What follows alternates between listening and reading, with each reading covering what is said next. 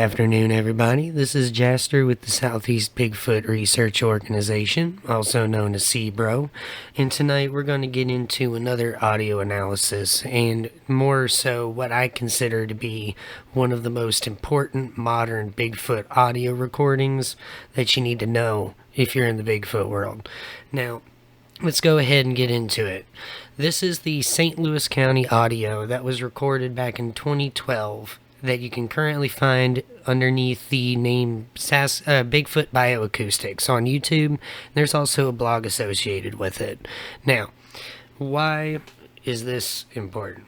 So, this audio recording is probably the second most utilized Bigfoot audio on the internet outside of the Sierra Sounds, and it's not for what you think it is.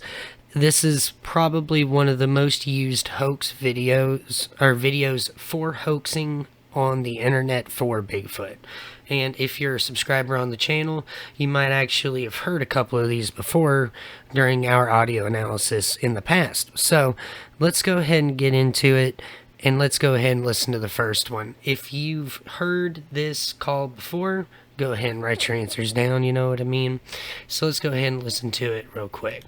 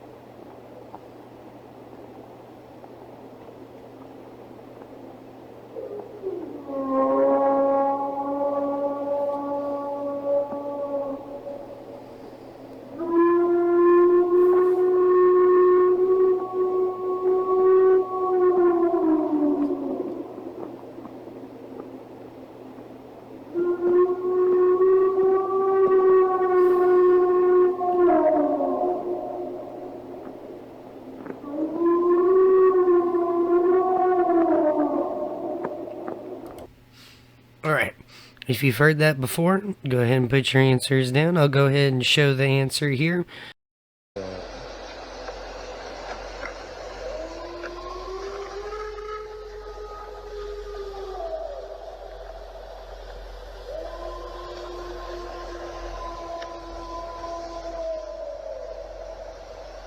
What the absolute fuck is it?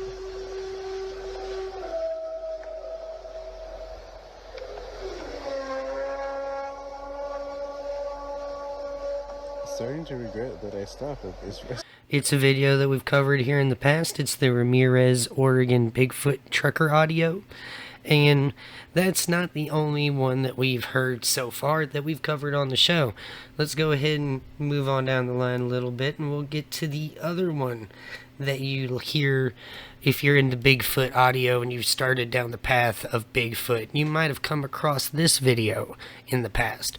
Now, like I said before, once you hear the audio, go ahead and write your answers down. But we'll go ahead and get the sample out here real quick.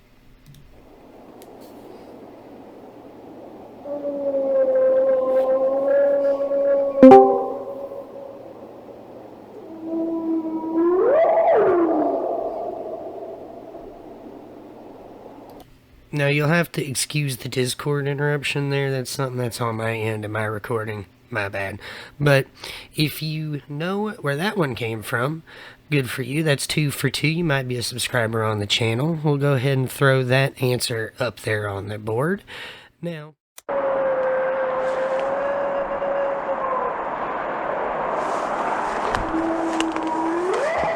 Oh, jeez.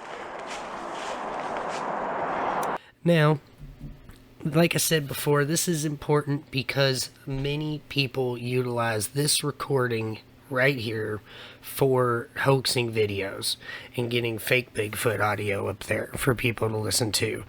Now, I don't have to explain to any person that is serious about Bigfoot why that might be detrimental. However, just to explain that to everybody here, whenever you continually perpetuate hoaxes throughout the community. It muddies the waters, and we can never really get a real answer, can we? Now, the biggest part about this audio that is really interesting is that this isn't even the most interesting part of the audio in the actual St. Louis County tape. That's what's so crazy to me. However, I do think if you were to try and find hoaxing content out of this video, the very front of it's a pretty lazy but pretty apt place to find it. And this is kind of a little bit deeper in there. We had to listen for a minute before we actually heard this one in order to match it up to the metal detecting in Alaska video. Now, why else would we want to listen to this, and why would we want to even believe that this in itself is true or isn't hoaxed in any way, shape, or form? Now, that explanation kind of took me down a rabbit hole, down through our favorite friend, the Wayback Machine, to a place called the Sasquatch Research Association, or the SRA. Now, these guys are basically BFRO type individuals, but their website's now defunct. I can't find any presence of them online anymore, so it's a pretty safe assumption to believe that they are no longer operating, at least as an association. Now, they do have a lot of newsletters, reports, evidence of their own that we do want to go through and listen to as an association ourselves in order to get more data. Now, the place that this was all recorded in, allegedly, is the southern part of St. Louis County. Now, St. Louis County is the largest county in the Arrowhead region of Minnesota, which is in the northeastern part of the county, or part of the state, and it borders along the Mississippi River. Now, there's multiple reasons why people are apt to think that there are Bigfoot in that area. There's a lot of people in Canada that have had reports, a lot of people throughout the Mississippi area that have river basin that have had reports, the entire stretch of the Mississippi itself. We've got places throughout Minnesota because it is such a water dependent region, and how many extra places that some place can hide because of all of the extra wildlife management areas. So there are enough factors that are in line with supporting large mammals that make it a little more plausible that this could happen in this area. Now, the other reason why I don't think that this is a hoax is that this would be quite the thing to hoax. Now, this is such a convincing thing that other people, when they're trying to create Bigfoot content for their channel, they're trying to find source content that sounds believable, and they find this video, and then they find a place in it that they like, they cut out a piece, and then they make their own hoax video. So if this is a hoax, it's going to take time for us to unravel that. There are parts of this audio that I do find curious that I want to continue listening, and I want to continue listening in on the audio that is given to us by this association and by this bioacoustics project, because there's a lot of interesting stuff in there to digest, and there's a lot of things that we can pick up throughout our journey while we look through this kind of stuff. Now, with that being said, I do think there are parts of this audio that are a lot more interesting, and I'm going to go ahead and play them right here. I'm going to call this part Jurassic Park, and you're going to go ahead and see why.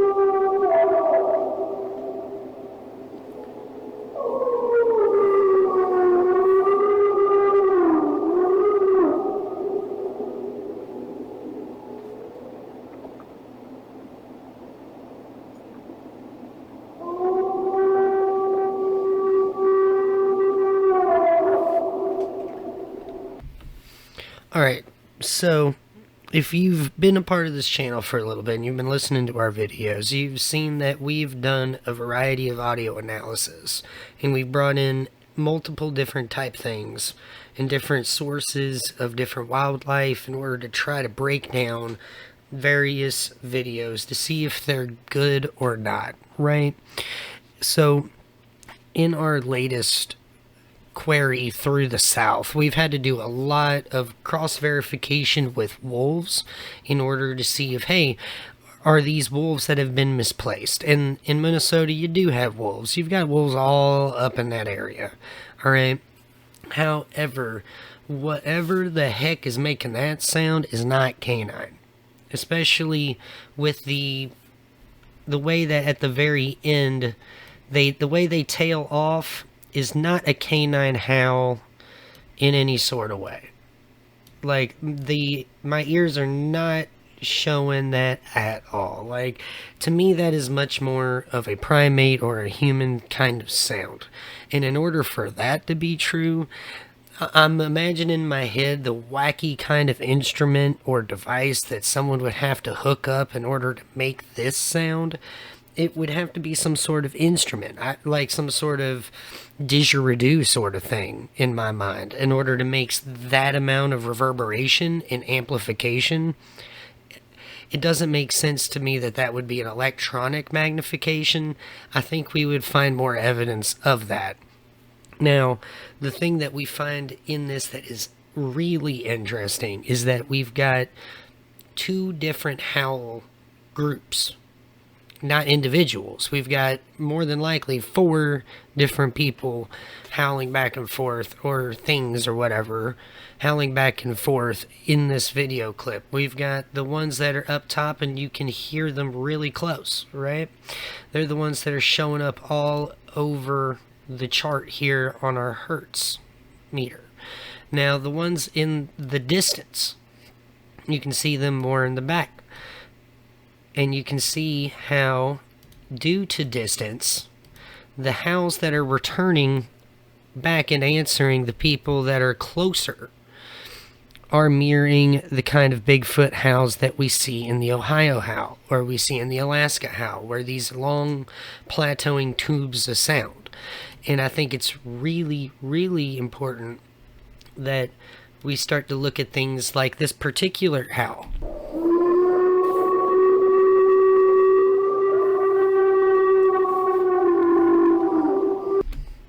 Because while that one doesn't exactly look like the Ohio howl, what we've discerned through researching wolf howls in the South and how that relates to Bigfoot, that distance does matter whenever you're listening to these and how spectrogram picks that up. What we're more than likely looking like, and what I'm positing, is that this howl right here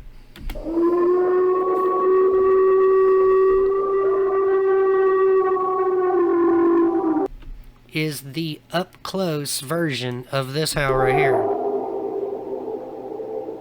Or, I'm sorry, this howl over here.